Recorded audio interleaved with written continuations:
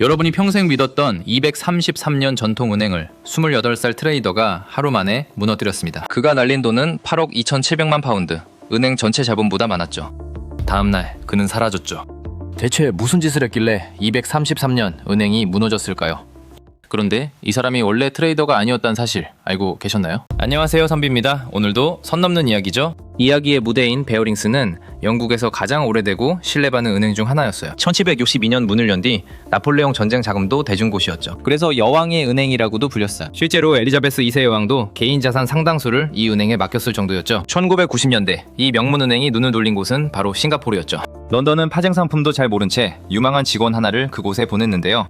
그 이름 닉 리슨. 리슨은 원래 후선 결제 담당으로 입사한 직원이었죠. 그런데 꼬인 거래를 워낙 잘 풀어내면서 위에서부터 눈에 띄기 시작했죠. 결국 회사는 그에게 실전 트레이딩을 맡기죠. 문제는 거래와 결제를 혼자 다 처리했다는 거예요. 아무도 눈치채지 못했어요. 1992년 만든 계좌 하나가 8억 파운드짜리 구멍이 될 줄 몰랐죠. 리슨은 싱가포르 신맥스에서 오사카와의 가격차를 노리는 차익 거래를 맡았어요. 위험이 거의 없어서 은행들이 선호하는 돈벌이였죠. 1992년 여름 부하 직원의 작은 실수 하나가 벌어지죠. 그 손실을 리슨은 슬쩍 숨기기로 하죠. 손실을 몰아넣으려 만든 계좌번호 88888이었습니다. 5개의 8, 오류 계좌. 임시 오류 처리용 계좌였는데 리슨은 이걸 개인 비상금고처럼 써버리죠. 손실은 이 계좌로 몰아넣고 장부에는 이익이 난 것처럼 꾸몄죠. 런던 본사엔 정반대 보고서가 올라갔는데 엄청난 수익을 내고 있다는 내용이었죠. 실제로는 적자였는데 서류상엔 스타 트레이더가 탄생한 셈이죠. 회사는 의심은커녕 두둑한 보너스를 얹어줬어요. 눈금시형 이익의 상당 부분을 차지했죠. 문제는 그 이익이 전부 가짜였다는 거였죠. 왜 아무도 몰랐을까요? 감시할 사람 자체가 없었거든요. 리슨은 거래도 하고 결제 검증까지 혼자 다 했으니까요. 이 위험한 구조를 아무도 알아채지 못했어요. 다들 리슨을 천재라 불렀지만 실력은 처음부터 가짜였습니다. 가짜 이익이 쌓일수록 그를 향한 믿음도 커져갔어요. 그런데 1994년 여름 내부 감사팀이 위험한 구조를 짚어냈어요. 거래와 결제를 한 사람이 도맡는 건 위험하다는 권고였지만 실행되지 않았죠. 오히려 리슨에게 더 많은 자금을 보내줬죠. 마진콜을 메워야 한다는 요청 때문이었어요. 마진콜이란 손실나면 추가 담보금을 넣어야 하는 제도예요. 런던은 그게 고객 돈이라 믿고 계속 거액을 실어보냈어요. 1992년부터 1995년 초까지 리슨이 받은 돈은 무려 1조 원이 넘었어요. 손실은 눈덩이처럼 불어났지만 장부는 여전히 흑자였죠. 리슨은 손실을 만회하려 점점 더 큰 베팅을 시작했어요. 이번엔 차익 거래가 아니라 시장 방향에 돈을 거는 도박이었죠. 그가 택한 전략은 스트래들, 시장이 조용할 것이라는 데 걸었죠. 니케이가 흔들리지만 않으면 옥션 팡크가 돈을 버는 구조였어요. 1994년 말 그는 이 방식으로 엄청난 옵션을 팔아치웠어요. 그 확신은 곧 무너졌죠. 런던 경영진은 몰랐고 리슨은 이제 발을 뺄 수 없었어요. 1995년 1월 외부 감사인이 SLK사 채권 거래에서 5천만 파운드의 불일치를 짚어냈죠. 리슨은 미주한 서류와 그럴듯한 설명으로 감사인의 의심을 그 자리에서 따돌렸어요. 그리고 며칠 뒤 아무도 예상 못한 일이 터집니다. 이제부터는 은행 하나가 아니라 한 나라의 금융 시스템이 흔들릴 수 있었어요.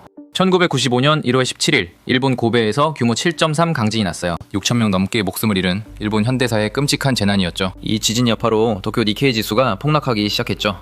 지진 며칠 만에 니케이 지수는 순식간에 폭락했어요. 리슨의 옵션은 시장이 조용할 거라는 데 건 베팅이었죠. 그런데 지진이 터지자 시장은 정반대로 요동치기 시작했어요. 스트래들은 시장이 흔들릴수록 손실이 커지는 구조였어요.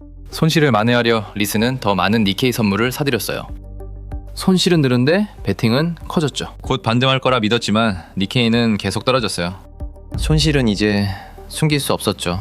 2월 초 손실 규모는 5억 파운드를 넘어섰어요. 이건 베어링스 전체 자기 자본과 맞먹는 액수였죠.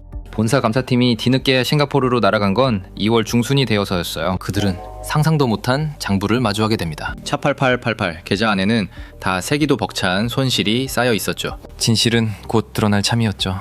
며칠 뒤 상황은 되돌릴 수 없는 지경까지 치닫습니다. 감사팀이 찾은 손실 총액은 무려 8억 2,700만 파운드였습니다. 우리 돈으로 1조 4천억 원이 넘는 상상하기 힘든 액수였죠. 이 손실액은 베어링스 전체 자기 자본보다도 많았죠. 리슨, 혼자 날린 손실이 은행 돈 전부를 넘어섰다는 뜻이죠. 솔직히 이건 선 넘었죠. 리슨은 그날 밤 책상에 메모 한 장 남기고 사라졌습니다. 메모엔 딱 3글자. 미안하다. 그는 아내와 함께 곧바로 공항으로 향했어요. 런던 본사는 그제야 재앙의 전모를 파악했어요. 경영진은 밤새 회의했지만 손쓸 방법이 없었어요. 손실 규모가 하루아침에 구할 수 있는 그런 액수가 아니었으니까요. 1995년 2월 26일 베어링스는 결국 파산을 선언합니다. 다음날 아침 전 세계 신문 일면에 대문짝만하게 실렸어요. 섭33년이 주말 새 끝났죠. 28살 청년은 이미 나라 밖으로 사라졌어요. 공항엔 인터폴의 국제 수배 소식이 기다리고 있었습니다. 그는 프랑크푸르트 공항에서 현지 경찰에 체포됩니다. 여러분, 이 순간 리스는 이미 어디에도 없었습니다. 리스는 프랑크푸르트에서 독일 당국에 곧장 구금됐어요. 갇혀있던 그 시절부터 리스는 이미 자신의 이야기를 원고로 써내려가고 있었죠. 그런데 영국 정부는 정작 신병 인도를 요구하지 않았죠. 범죄가 벌어진 곳이 싱가포르니 그곳에서 재판받아야 한다는 논리였어요. 오히려 리슨 측 변호인은 영국 송환을 원하며 싱가포르행에 저항했죠. 하지만 1995년 10월 리스는 결국 싱가포르 송환에 스스로 동의합니다. 재판 끝에 리스는 사기 혐의로 징역 6년 6개월을 선고받았어요.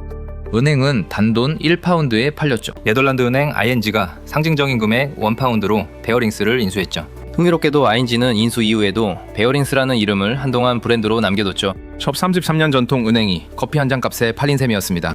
전 세계 직원 1200명 넘게 하루아침에 일자리를 걱정해야 했죠. 창의 교도소에 갇힌 리스는 프랑크푸르트에서 쓰던 원고를 마저 완성했죠. 그 기록은 1996년 2월 로그 트레이더라는 책으로 세상에 나왔어요. 책이 나올 때도 그는 여전히 철창 안에 있었습니다. 감옥에서 그는 대장암 진단까지 받았어요. 투병 중에도 형기를 채우다 1999년 모범수로 먼저 풀려났죠. 이 이야기는 나중에 영화로도 만들어져 이완 맥그리거가 리슨 역을 맡았죠. 이 사건 이후 각국 금융당국은 트레이더와 결제 담당을 분리하도록 했습니다. 거래도 하고 검증도 하는 구조가 얼마나 위험한지 이 사건이 증명했죠. 안타깝게도 비슷한 사고는 그 뒤로도 반복됩니다. 2008년 프랑스 소시에테 제네랄에서도 한 트레이더가 49억 유로를 날린 사고가 있었어요. 2011년 스위스 UBS에서도 한 트레이더가 23억 달러를 날리는 사고가 반복됐죠. 우린 늘 같은 실수를 반복하죠. 이제 남은 이야기는 딱 3가지 하나씩 짚어보죠. 첫 번째 교훈, 견제 없는 권력은 반드시 무너진다는 겁니다. 리스는 거래와 결제를 동시에 맡으면서 스스로를 감시할 사람을 없애버렸죠. 두 번째 교훈, 이익에 눈이 멀면 위험 신호도 못 봅니다. 세 번째 교훈, 한 번의 거짓말은 더 큰 거짓말을 부릅니다. 처음엔 2만 파운드도 안 되던 손실이 숨기다 보니 8억 파운드 넘게 불어났어요. 지금까지 흐름을 한눈에 정리해봤습니다. 무너진 시간 단 하루. 그날 이후 전 세계 금융회사들은 트레이더와 결제 담당을 반드시 분리하기 시작했죠. 재밌는 건 리스는 지금도 이 바닥의 유명 인사로 살고 있다는 거예요. 슐스도프엔 금융 리스크 강연자로 활동하며 자신의 사례를 직접 가르치죠. 심지어 한때 아일랜드 축구단 골웨이 유나이티드의 최고 경영자를 맡기도 했죠. 거짓말 하나가 233년을 삼켰죠. 한 사람의 거짓말이 어디까지 갈 수 있는지 지금도 회자되고 있어요. 여러분이라면 감시 없는 권한 앞에서 선을 넘지 않을 자신 있으신가요? 궁금한 생각은 댓글로 남겨주시면 다음 선에서 또 만나 뵐게요. 저는 선비였습니다. 다음 선에서 만나요.